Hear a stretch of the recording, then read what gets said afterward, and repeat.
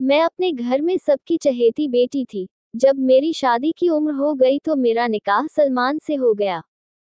मेरा निकाह खूब धूमधाम से हुआ। सलमान के पिता का जूतों का कारोबार था, उनकी खुद की दुकान थी। घर में जमीन जायदाद सब कुछ था। मैं निकाह करके आई तो सुहागरात ही मुझे अपने मर्द की सच्चाई का पता चल गया। बादल गरजे जरूर पर ठीक से बरस नहीं पाए और जमीन पानी की बूंदों के लिए तरसती रह गई। वलीमा के बाद मैं ससुराल से मायके दिल में मायूसी का दर्द लेकर लौटी।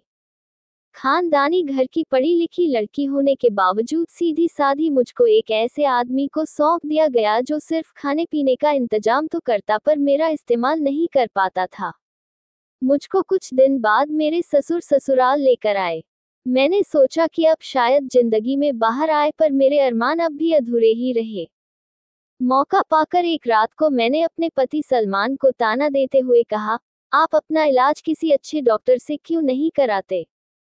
तुम चुपचाप सो जाओ, बहस ना करो, समझी? सलमान ने कहा। मैं चुपचाप दूसरी तरफ मुंह फेर के अपने अरमानों को दबाकर सो गई। समय गुजरता गया, ससुराल से मायके आने जाने का काम चलता रहा। इस बात को हम दोनों समझ रहे थे पर कहते किसी से कुछ नहीं थे। दोनों परिवार हमें देख देख कर खुश होते कि हमारे बीच आज तक एक बार भी झगड़ा नहीं हुआ है। इसी बीच कुछ ऐसा हुआ जिसने मेरी जिंदगी बदल दी।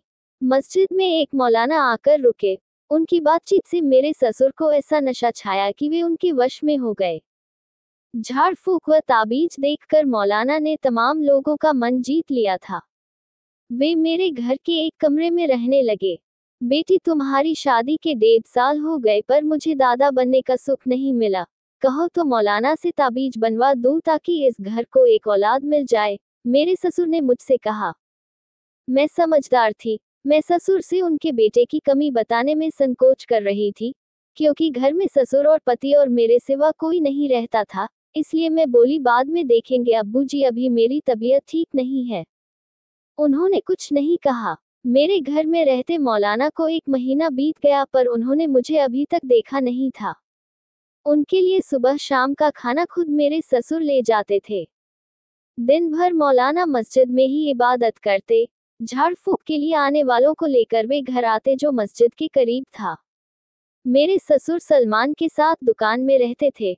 वे सिर्फ नमाज के वक्त घर या मस्जिद आते थे। मौलाना की कमाई खूब हो रही थी, इसी बहाने मेरे ससुर की जूतों की बिक्री भी बढ़ गई थी। वे जी जान से मौलाना को चाहते थे और उनकी हर बात मानते थे।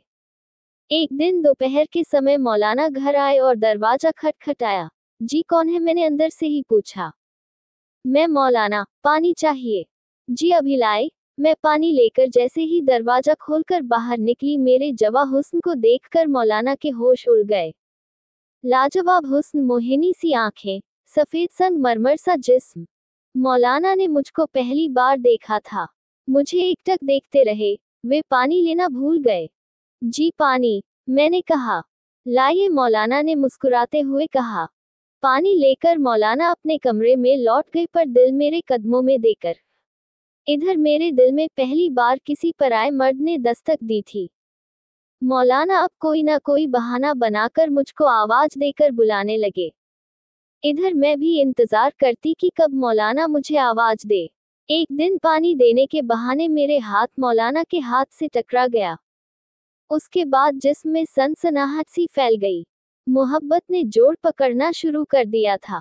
ऊपरी मन से मौलाना ने मेरे ससुर से कहा, सुनो मियां अमीर, मैं कब तक तुम्हारा खाना मुफ्त में खाऊंगा?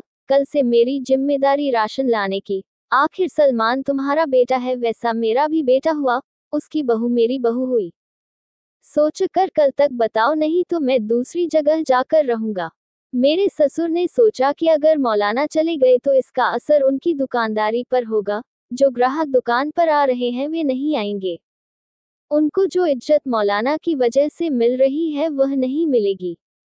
इस समय पूरा गांव मौलाना के अंधविश्वास की गिरफ्त में था और वे जबरदस्ती ताबीज अंग्रेजी दवाओं को पीसकर उनमें राख मिलाकर इलाज कर रहे थे। बाप बेटे दोनों ने मौलाना से घर छोड़कर ना जाने की गुजारिश की। अब मौलाना दिखाओ बेटा बहू कहकर ससुर का दिल जीतने की कोशिश करने लगे। नमाज के बाद घर लौटते हुए ससुर ने मौलाना से कहा, जनाब आप इसे अपना ही घर समझिए, आपकी जैसी मर्जी हो वैसे रहे, आज से आप घर पर ही खाना खाएंगे, मुझे गैर ना समझे। मौलाना के दिल की मुराद पूरी हो गई। अब वे ज्यादा वक्त घर गुजारते, कुछ मरीजों को कभी कभी तो बिना दवाई के वापस भेज देते। इस काम में अब मैं भी चुपके चुपके हाथ बटाने लगी थी। तकरीबन 5 महीने का समय बीत चुका था। मेरे और मौलाना के बीच मोहब्बत ने जड़ पकड़ ली थी। एक दिन मौलाना ने सोचा कि आज अच्छा मौका है, मेरी चाहत का इम्तिहान ले लिया जाए, और वे बिस्तर पर सर दर्द का बहाना बनाकर लेट गए। मेरे आज सर में दर्द हो रहा है, बहुत तकलीफ हो रही है, तुम जरा मेरे सर में बाम लगा दो, मेरे सामने कराते हुए मौलाना ने कहा। जी कहकर मैं बाम लेने चली गई। थोड़ी देर बाद मैं नजदीक बैठकर मौलाना के माथे पर बाम लगाने लगी।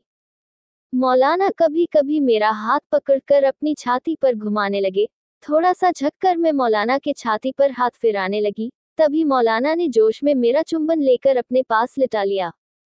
मौलाना के हाथ अब मेरे नाजुक जिस्म के उस हिस्से को सहला रहे थे जहां पर इंसान अपना सब कुछ भूल जाता है। आज मुद्दत बाद मुझको जवानी का वह मजा मिल रहा था जिसके सपने मैंने सजो रखे थे। अब दोनों जिस्म की भड़की आग को शांत करने में लगे थे। जब तूफान शांत हुआ तो मैं उठकर अपने कमरे में पहुंच गई। अब्बू, मुझे यकीन है कि मौलाना के ताबीज से मुझे औलाद का सुख मिलेगा, मैंने अपने ससुर से कहा। हाँ बेटी, मुझे भी यकीन है। अब मेरे ससुर काफी अमीर हो गए थे। दिन काफी हंसी खुशी से गुजर रहे थे, तभी वक्त ने ऐसी करवट बदली कि ससुर की जिंदगी में अंधेरा छा गया। एक दिन मेरे ससुर अचानक किसी जरूरी काम से घर आए। दरवाजे पर दस्तक देने के काफी देर बाद मैंने आकर दरवाजा खोला और पीछे हट गई। मेरा चेहरा घबराहट से लाल हो गया था, बदन में कपकपी आ गई थी। ससुर ने अंदर आकर देखा तो मेरे बिस्तर पर मौलाना सोने का बहाना कर चुपचाप मुंह ढक कर लेटे थे। ये देखकर ससुर के हाथ पैर फूल गए, पर वे चुपचाप दुकान लौट आए। अब क्या होगा, मुझे डर लग रहा है, कहते हुए मैं मौलाना के सीने से लिपट गई। कुछ नहीं होगा, हम आज ही रात में घर छोड़कर नई दुनिया बसाने निकल जाएंगे। मैं शहर से गाड़ी का इंतजाम करके आता हूँ, तुम तैयार हो ना? मैं तैयार हूँ, जैसा आप कहे। मौलाना खुशी से शहर चले गए। मौलाना को ना पाकर ससुर ने समझा कि उनके डर की वजह से वह भाग गया है। बाद में सलमान ने बताया, अब्बू रेशमा भी घर पर नहीं है, मैंने तमाम जगह खोज लिया पर कहीं उसका पता नहीं है। संदूक भी नहीं है जिसमें गहने रखे हैं। मेरे ससुर सलमान घबराकर अपनी जिंदगी की कमाई और मुझको खोजने में लग गए, पर मैं उनकी पहुंच से काफी दूर जा चुकी थी, मौलाना के साथ अपना नया घर बसाने। दोस्तों, उम्मीद करती हूँ आपको हमारी कहानी पसंद आई होगी। कहानी पसंद आई है तो वीडियो को लाइक करें, चैनल पर नए हैं अगर तो सब्सक्राइब करें और हाँ, नोटिफिकेशन बेल को जरूर दबाएं, अगली अपडेट सबसे पहले आपको मिले।